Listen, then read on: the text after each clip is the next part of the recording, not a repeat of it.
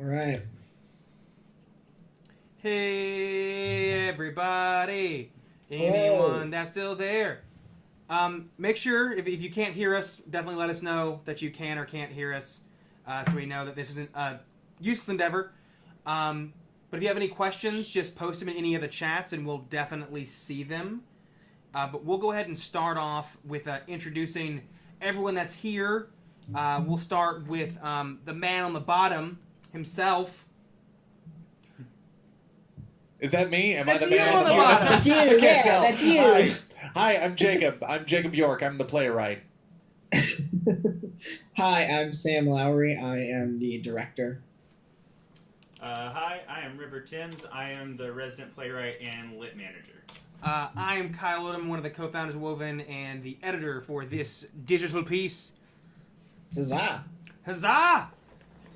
Okie dokie. So let's get into some questions. Again, if anyone has any stuff that they want to know, big, small, little, anything you want to know, go ahead and ask us. We got the playwright here, so never a better time to get any information on the play.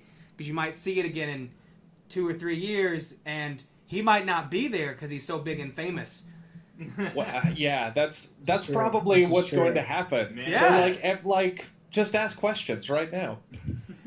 So Man, how wonderful would that be? That'd be so great. If that sorry, happened. I can't go to this. Let's all keep our fingers crossed for Yeah. that. It's Yep. my 5th production right now. I just can't get there. I'm so sorry. sorry. Let me know how it goes.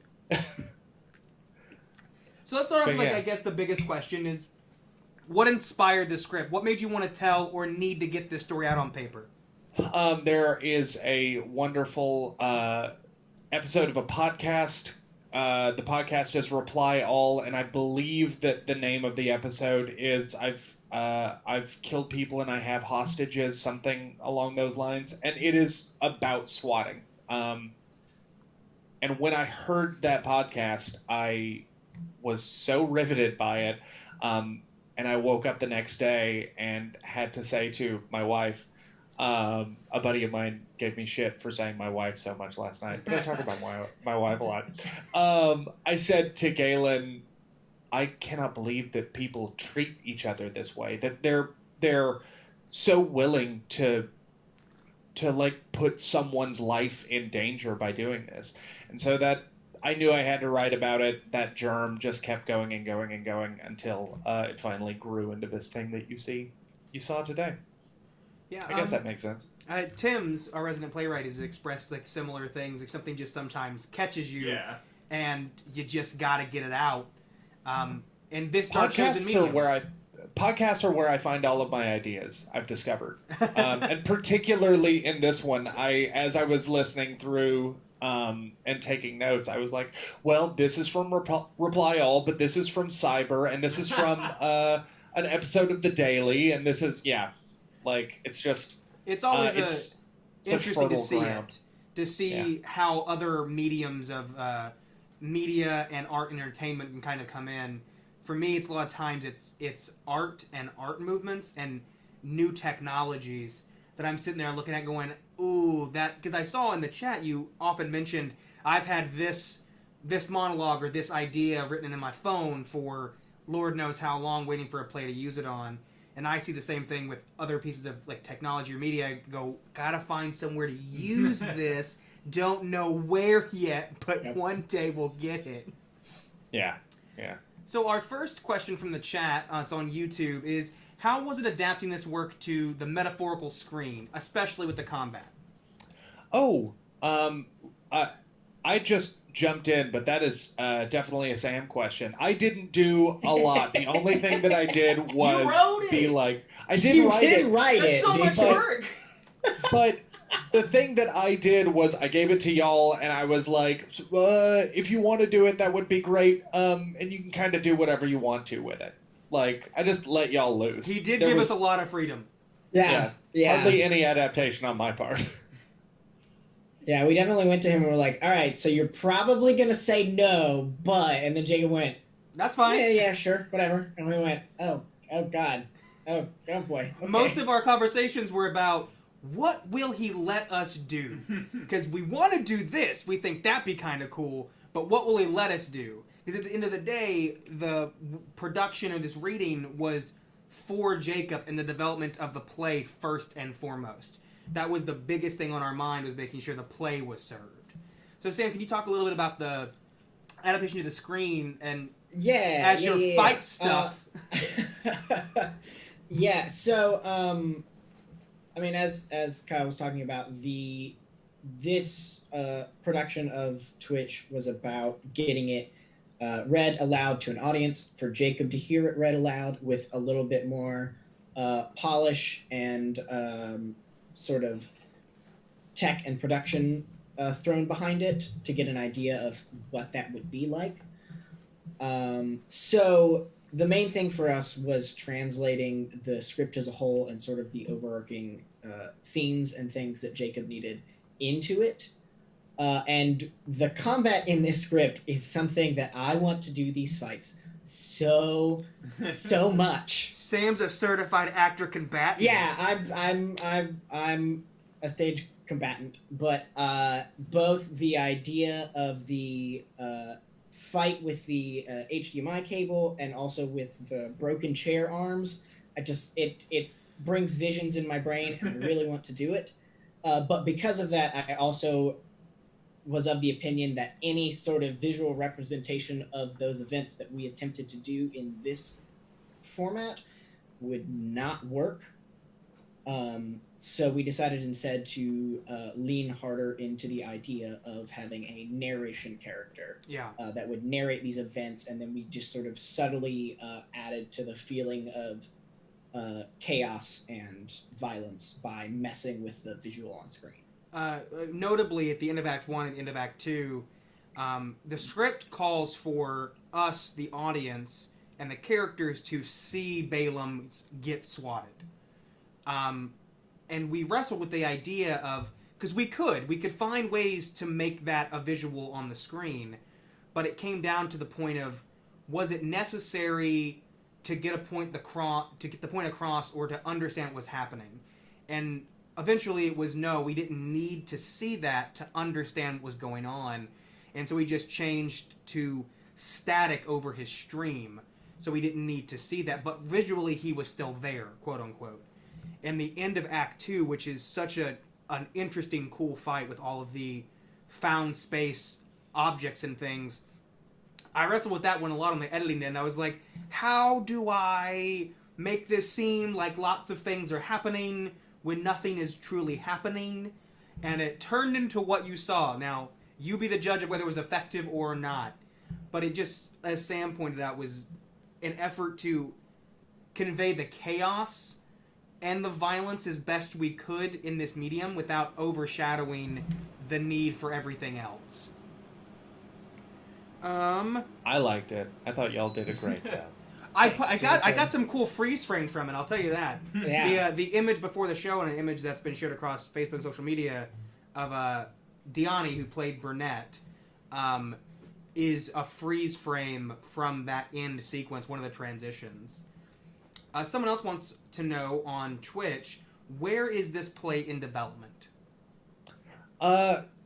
Gosh, I don't know. Where is any play in its development? Until it gets to production, where is it? Yeah. And then even after. So I've had a private reading of this before. This is its first public reading. I will get notes from some people, and I will take it out back to the woodshed, and I will wrestle it to the ground, and then I'm gonna put it away for a little bit because I can't think about it very much anymore. And then I don't know. I will keep sending it out to stuff. So that's where it is. If you are a producing artistic director, I would love to have a conversation with you about it. If anyone knows an artistic director or a theater company interested in this kind of stuff, do know that this will be, starting tomorrow, will be up on YouTube for 1 week following tonight for people to view and look at. And then Jacob obviously will have a copy for anyone that wants to see it to make Not him... anyone that wants to see it. Anyone Jacob Not chooses to anyone. let see it. Yeah. And then they'll give him millions of dollars to put it on. I would love that. I will also say, if you're in the Nashville area and you would like to see a live production of this script in the future at some point, gonna leave it at that, let us know, because we at Woven would also love to do this show in the future, in whatever form Jacob turns it into. I can't. There's so much stuff that I cannot wait to see this on stage. Mm-hmm. There's so much stuff that I do think it works very well in this format. But I was like, in the Squirrel and the Hog monologue, seeing Burnett go around and check locks and stuff like that. I just feel like there's so much stuff that I cannot wait to see. That's all. Same person wants to know, they're curious about your relationship with Mark, Mr. Playwright. I saw this question and I was like, I don't know how to answer this. I think that Mark is sort of a spoiled only child. I do think that there is an aspect to him where he's Derek calls him out on it, born on third and thought he hit a triple. I just think that he thinks, man, why isn't life this easy for everyone? I don't get it. In the same way that Derek thinks, I don't understand why every single person is not working as hard as they possibly can at every single moment of their life. Like why else would you be alive? And I don't know. I described Mark in the character description with the play, self-centered in the way that white guys from small towns tend to be. I don't necessarily think that no, I'm not going to say that. I was about to say I don't think that he's bad, but I think that the morality of all of these characters is kind of up to y'all to decide. I tend to write... I'm really going off on a tangent here, my apologies. I tend to write stuff that I think is pretty tidy, or stuff that at least has an ending that is, even if it hurts you, it's satisfactory. And I just don't think that Twitch ends satisfactorily. I think it ends with a lot of questions and a lot of pain, and I think it ends with a lot of people you maybe thought you liked being bad, and people you thought you didn't like maybe not being that bad. I don't know. That's one of the things I actually love about the script. I'm a really big fan of scripts and plays that don't always have to tie everything up with a nice, tidy bow at the end. Because I think often in our life, that's not how the events that we're a part of come to a conclusion. At the end, there are still questions, comments, concerns. Sometimes people are never going to like each other. They might respect each other a little more and maybe give each other some room, but they're never going to be best friends. And so I loved in this play at the end, you're just presented with everything that these people know. This is how it ended. It is up to you to decide whether they were good or bad, or they came to the correct conclusion. That's up to you. And I think that's a lot of times how things go. And I think especially with an instance like this of a group of teenagers committing such an atrocious act against someone out of randomness and no real reason, I think that's how that situation would probably end. I don't know if there would be a storybook ending to that kind of a scenario. So I applaud you. I applaud you for that. Thanks, buddy. Another question, this is from YouTube. Is there anything that, since it has met an audience, that you want to change, and what made you realize that? Yeah. There are absolutely lines that y'all heard tonight that you're never going to hear again. Buy those lines. Sorry. Can I ask about a particular line before you continue? No. Why would you think that, Sam? Of course you could not. What if it's one of the ones I love? You don't know. That's why I want to know. No, absolutely not. All right, fine.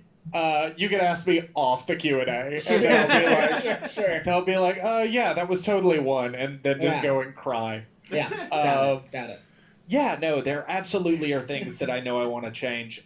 There is one major thing that I know I want to change, and I'm really going to let you behind the curtain with this because it's something that I've had in mind for a couple of days, and watching this has just confirmed it to me. I said last night, I was talking to a friend of mine after the fact, and I said, I have had this thought.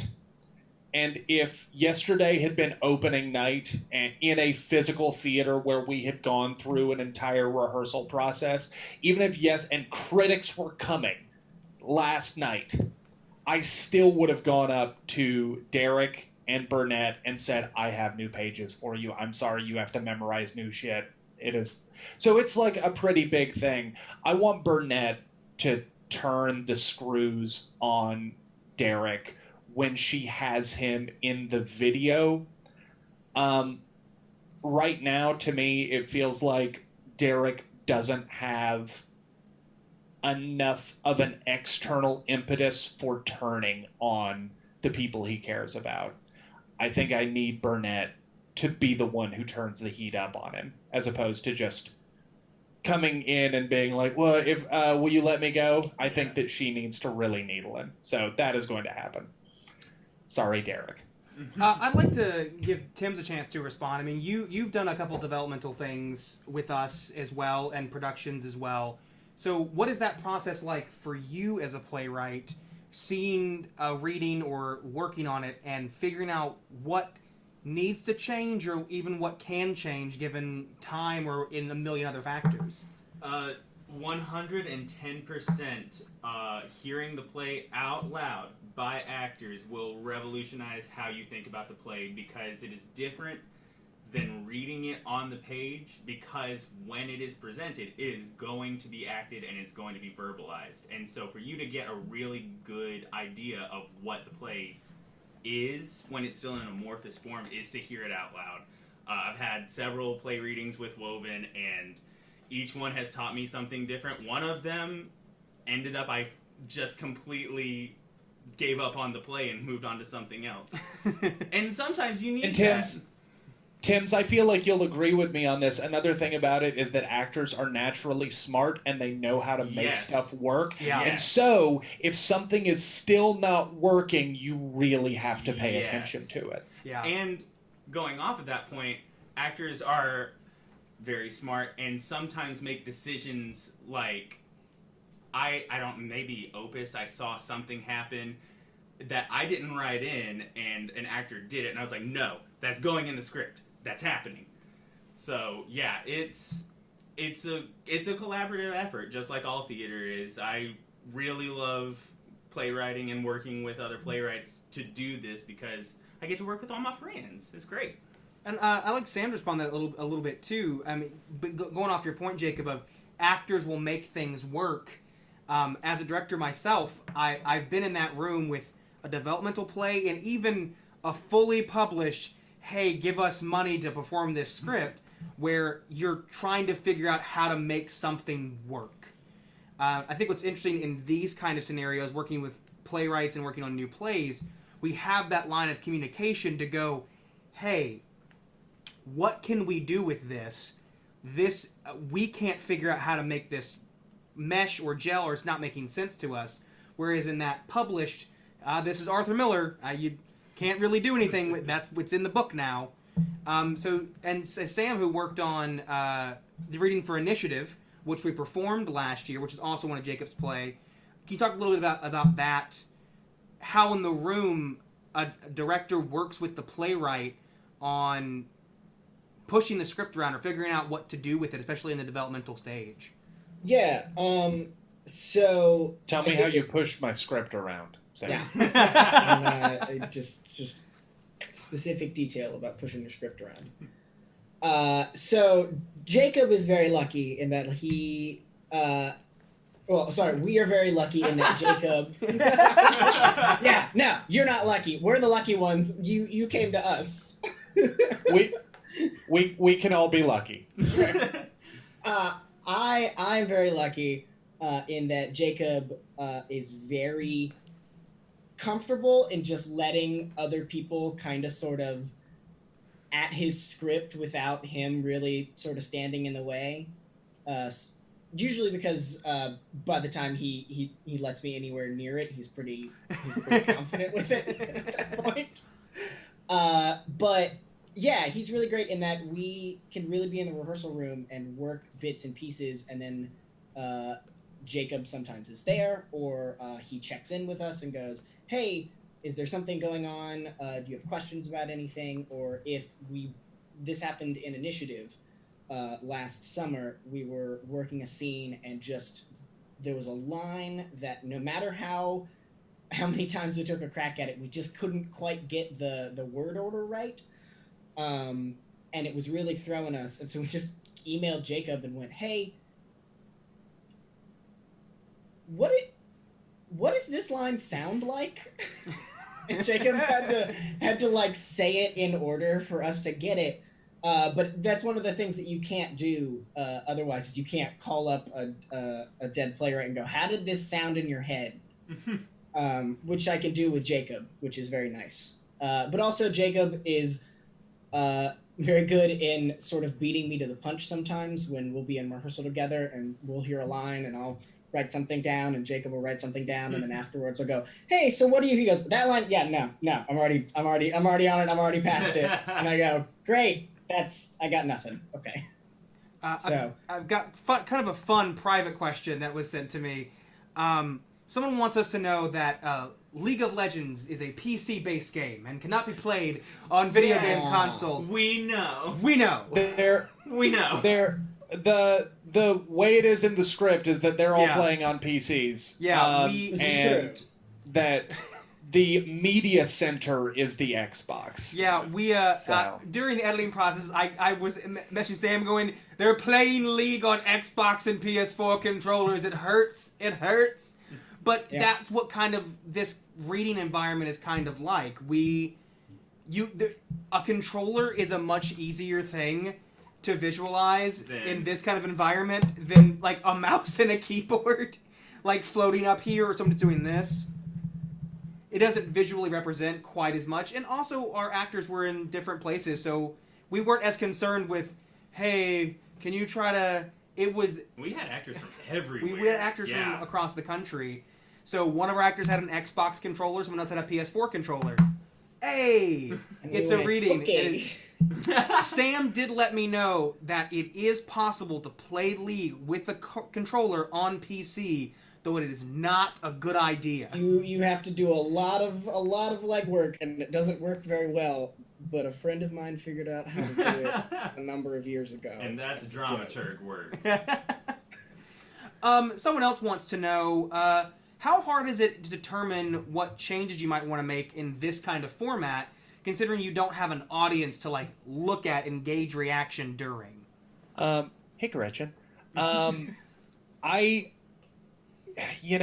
think that also we were lucky with this in that we knew that it was going to be a reading. We made it very clear that it was a work in progress, that so we were not purporting for this to be a play, I think. But I do think that there are a lot of just like really good decisions, and like one thing that you can't get on Zoom is rhythm. It's just really hard for two actors to find each other. So being able to go through and make some edits throughout and having those moments of static to provide some coverage for that, like, I think that is really important. I think that using every tool at our disposal right now is incredibly important to take advantage of everything that we have. And I do think that even still, I watch this and it's not a filmic performance. It still feels like theater to me. So I don't know. I just think that there is a big difference in what we are trying to present and what a television show is trying to present. And because of that, I think that we can just sort of take advantage of every possible opportunity, every trick that we have to make it look good. And that was an I think interesting that makes thing sense. for Sam and I to work on, is there were definitely things that in a theatrical production would have been way easier. So easy. Person walk over here, person leave stage. Like, just things like that. Person go to this door. Person go to this door, room. not this door. That's all of my stage direction, you guys. Verbatim. Just so you Burnett know. walk to door left. KG walk door right. The rest of the words are fantastic, but he skimps on the parentheticals. But it was interesting for us And to... the sad thing about that is it's not true. My parentheticals are the best part of my play. So it was interesting for us to figure out, like, because we wanted to make sure that we weren't making a filmed version of this. Like, that's not what we wanted the feeling to kind of evoke. And I think we kind of landed in a place that still felt like solidly this is theater and not a film. And it was interesting to find the technology or interesting editing ways to kind of make sure that still feels the same. And there were advantages to that. Being able to use the static and the glitching throughout as a design element and a thematic element, and kind of to push and drive pacing and moments, is a thing that we couldn't quite do on stage the same way. It works for this medium, but wouldn't quite work on stage. It was interesting to see the things that we could or could not do on stage, things that we could or could not do in this kind of video format, and the pros and cons to both of those and how they served us best. And I think some of them did serve us really, really well. I would think the moment at the end with the reveal of the Twitch screen, in this kind of format, that hits in a specific way because it overtakes the entire screen. And it feels like we're directly in there. And I think you do the same thing on stage, but you'd have to approach it in a much more creative way to get that same feeling on stage, even though it's very possible. So that was very fun to work on. I don't see any more questions in the chat. I'll ask Mr. Jacob a couple more things. If anyone has anything, we'll wrap up here shortly, so get those questions in if you have any burning questions coming on. Happy Halloween to those Yay! who celebrate. Happy Halloween! Woo! Thank you for spending your Halloween with us, everyone. It's a good place to spend Halloween, watching theater. So this kind of relates to some of the things we've talked about, is how attached are you to the specificity of the stage directions, or what is that look like for you? Because as us that worked on it, everyone else didn't get to quite see it, but they are very specific and very intentional in their use and placement. Yeah, I don't know. I see it in my head. And so because I see it in my head, I know what works for me. But, you know, I have a thing in initiative right before a fight where I say the moves of this aren't important. What is important is the feeling of it. I feel the exact same way about the fights here. Well, I don't know. Actually, as I'm saying it, I don't believe myself. That's not true. I really do care about the specificity of the fights in this. I'm discovering that as we're talking. I would if I were you. They're fantastic. Oh, thanks, buddy. Yeah, I don't know. This play does not feel very loosey-goosey to me. It feels pretty specific. And I think when you're dealing with life and death, maybe you have to be kind of specific. I don't know. I don't know if that is a good answer, but that's kind of the one I've got. Yeah, do the stage directions, by God, but if you don't, show me it's better, and I'm gonna steal it and lay claim to it. As well. It was in there the whole time. I think you're right. I think there are some things that need to be specific, and I think because of the time period this is so attached to, it requires some specificity in even the small mundane things of, it is an Xbox 360, it is from 2015, it's not an Xbox One from 2020. Like, those kind of anachronisms could kind of push off how things are presented, or how they, because this is a really real play. There's not a lot of supernatural elements going on. It's very, very real and visceral in the moment. And so the specificity of those stage directions and what you've crafted lend themselves to that and add like credibility to all of those moments and makes it feel a lot more solid. At least that's my feeling. We'll end on this question because this one could be a large question, and I do want everyone to have a chance to respond. YouTube wants to know, what is it like working with a playwright in a rehearsal workshop? This might be a big question.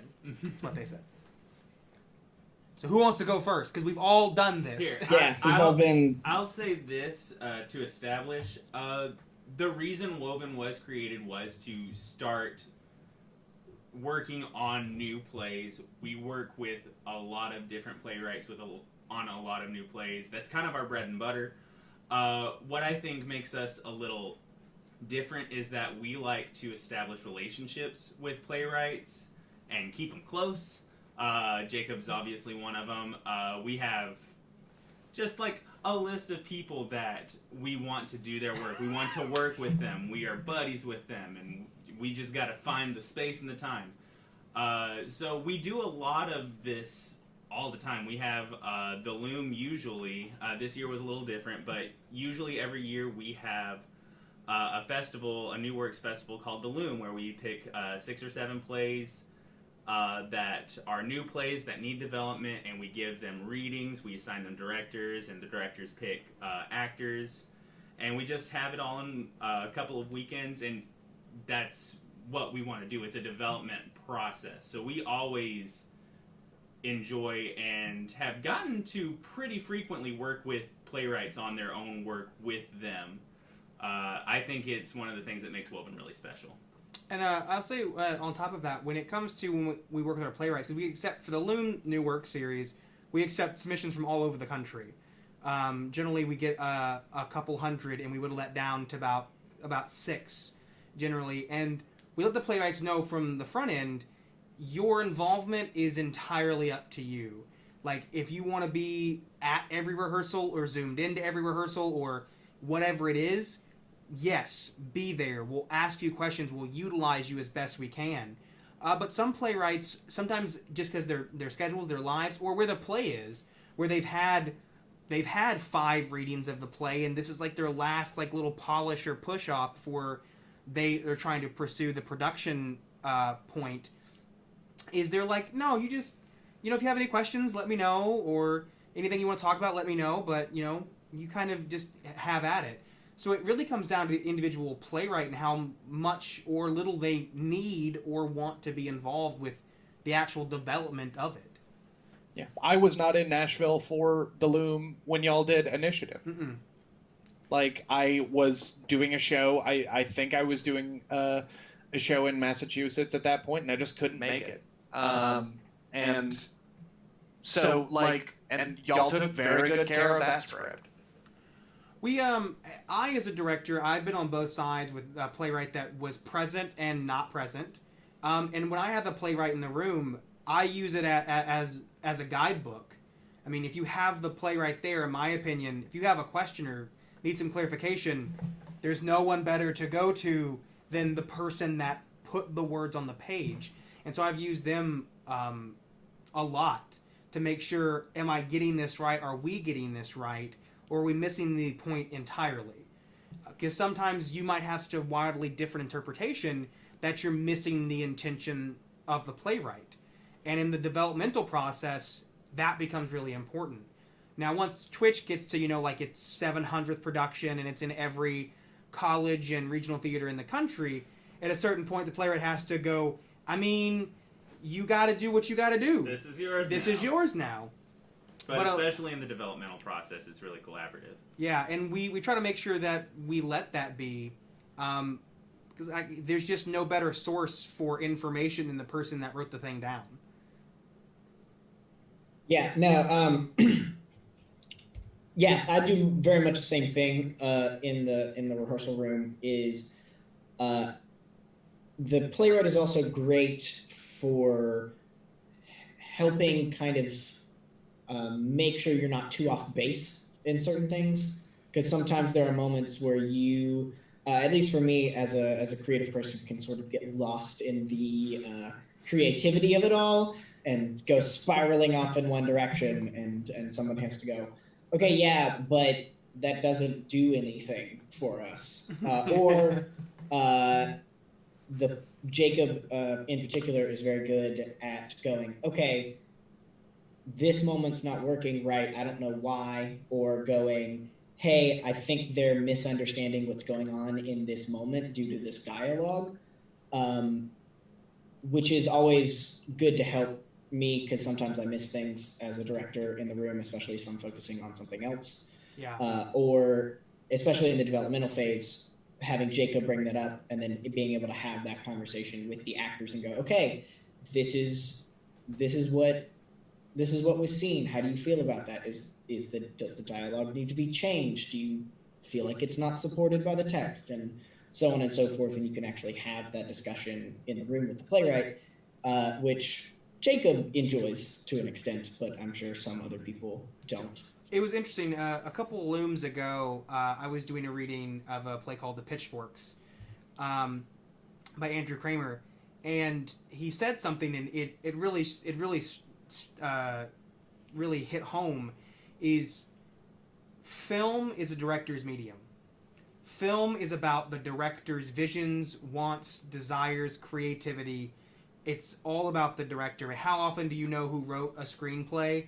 Not very often. Often, at the end of it, 80 people have probably touched that script in some direction across the process.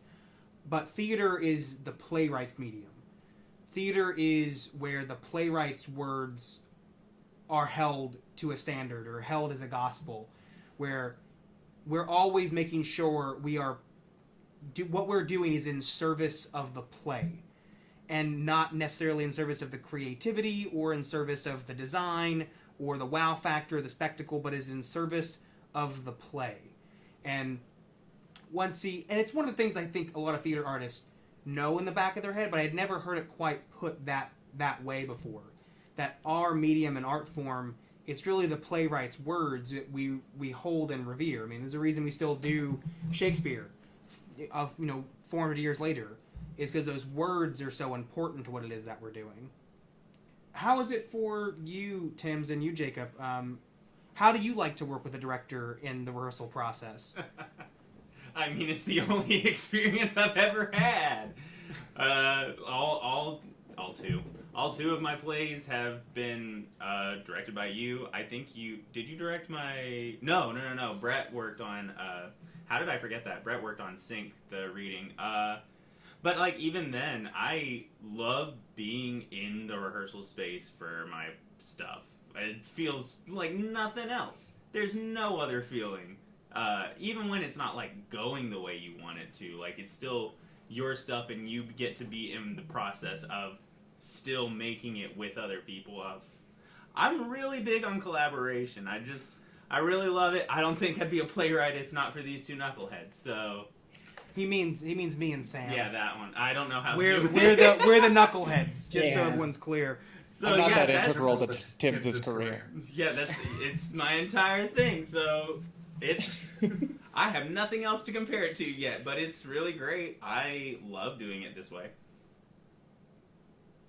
During a developmental process, I try and be there as much as I can. Up to the comfort level of the director. When I did my first world premiere Homers at Georgia Ensemble Theater, there were a couple of stretches where the director, Jacqueline Hoffman, who I have a wonderful relationship with, which is why we were completely able to have full and easy conversations about anything that we needed. She would just be like, I don't think we need you for a few days. Like, stay away from it because we need to work. And that's great. I love to take a few days away and come back with new ideas and fresh eyes. But also, too, I like when I can be there as often as the artists need me, essentially. But, so much of what I do as a playwright is I'm not doing a ton of it in the room. And so, I take notes, but it's just about really letting the artists that you respect cook and see what they come up with. For me. Well, what a wonderful and joyous little sentiment to end on. A little button. A little button. Thanks, Jacob. I want to thank everyone that was here for the reading and saw it, and everyone here in the talkback, obviously, for your insights and comments. I think they're super useful and super important to this process. If you enjoyed what we did, tell everyone in the world about Jacob's Play Twitch. So he gets 1 million productions of it, and then in 4 years he won't even talk to us because he's so big and famous. I would love to have that problem. Yeah, it'd be fantastic. We'd love for you to have that problem. If you enjoyed what you saw, please consider donating to Woven Theater. I'll drop the link in the chat. Your donation just goes straight to making this kind of stuff happen. Because we want to do more of it. Yeah. It pays awesome. the people that worked on it. It helps make sure that we can make the next thing, that we can help the next playwright get their play to whatever the next step is, whether that's a production with us or someone else, or just to the rewrite phase. That donation directly helps us accomplish those goals. So if you enjoyed it, please consider donating. Every little bit helps. If you do want to see it again, or you want to show this to somebody else, like I said earlier, it will be left up on YouTube starting tomorrow for 1 week. That is 7 days, Sunday to Sunday, for you to give it a peruse or show it to who you want to, or to rewatch it if you want to. So definitely take advantage of that opportunity. I don't think I have anything else to say or do. Thank you for those who already donated. Yeah. We had donations yesterday and today. Yes, Thank indeed. you. Thank Thank you so much. It means so much when I see an email pop up and I go, "Oh, thank you so much. Oh, thank you." It feels really, really good to know people are trying to support what it is you're trying to create. Does anyone have anything else they need to say or want to say before they sign off? Nah, I'm about to watch a horror movie to cap this Halloween off. Woo, It's gonna be so good. Hey. I'm gonna keep drinking my hot apple cider that the That's stuck to toaster your came with. toaster. Good. And watch some horror movies too. So thank you for joining us on this Halloween night. Thank you for giving us your time, your energy, and your attention. Indeed. The feedback and the questions mean more than you'll ever know to what it is that we do and are continue to try to do. So thank you so much. We're going to get out of here. Enjoy your Halloween. Enjoy the rest of your weekend. And keep supporting theater.